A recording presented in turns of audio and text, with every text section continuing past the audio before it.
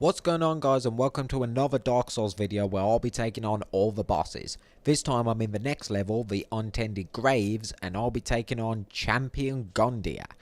Now, when I got to this area, one of the first things I noticed, I thought this was really cool, was that this is the same area where you start the game in.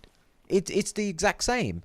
Well, it's not the exact same, it's a sort of alternate version of that beginning area. I suppose the beginning area was kind of like a tutorial, I suppose you could call it.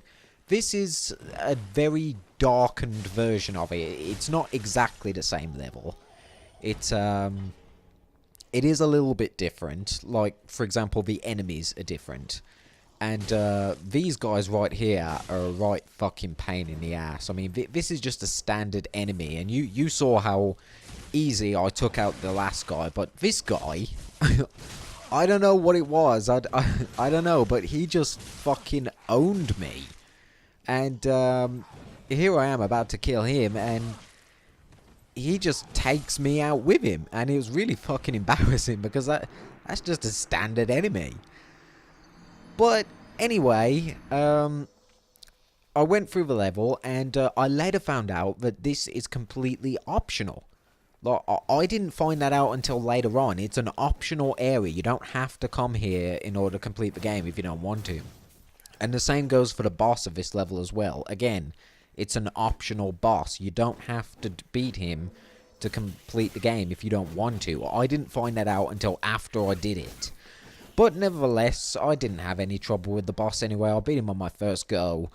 So, yeah, I'm making my way through this level. Like I say, it's not exactly the same. Like, you know, there was a bonfire right there in the original version of this level. So not everything's exactly the same.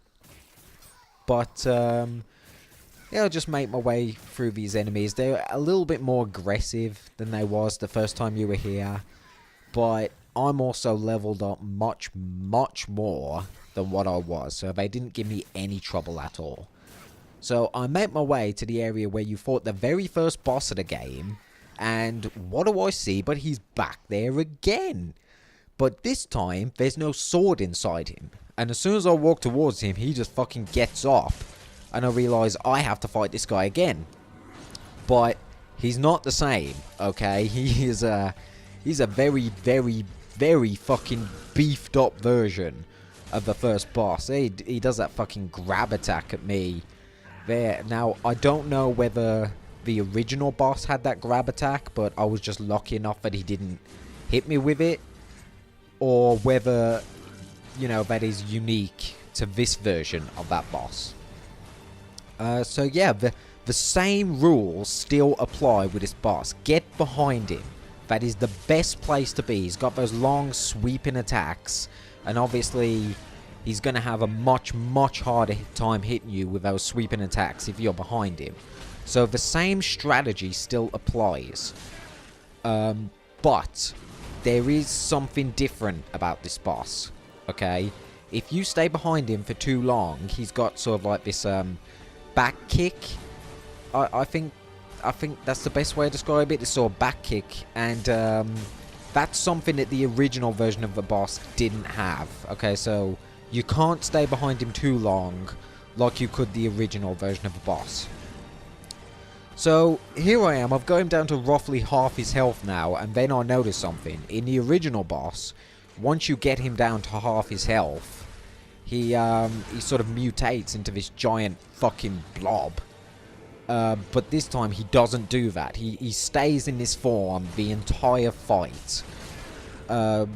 Which, again, isn't great because he's much, much more powerful this time around. But again, the same rules still apply. If you beat this boss the first time around, which you should have done because he's the very first boss of the game, you can't progress any further in the game unless you beat him. So if you beat him, then theoretically you should be able to beat this guy as well. I mean, yes, he is a lot stronger, but then again, so should you be. So yeah, same rules still apply. Get behind him as best you can, whack away at him, and he shouldn't give you any trouble.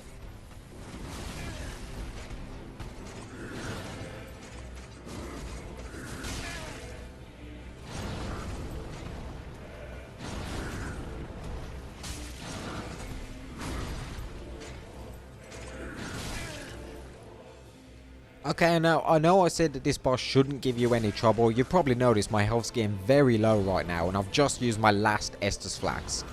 But I don't think that that was because the boss was difficult. I think it was more because he's got a bunch of different moves that he didn't have the first time around, so they caught me completely off guard. I think if you know they're coming, like, you know, if you was to fight this boss multiple times, it wouldn't be so bad, but because he was so different from the first time around, a shit ton of them just completely took me off guard. So, yeah, anyway, guys, that was another boss beaten. I got a trophy for it, but again, this was completely optional. You didn't have to fight this guy at all if you didn't want to. If you're after all the trophies, then I guess you do, but in terms of story and what you need to do to complete the game, you didn't have to do it at all. But anyway, I did it, not realizing until afterwards, so I'm going to end the video there, guys, and I'm going to bring it back when I get to the next boss, so I'll see you next time, guys.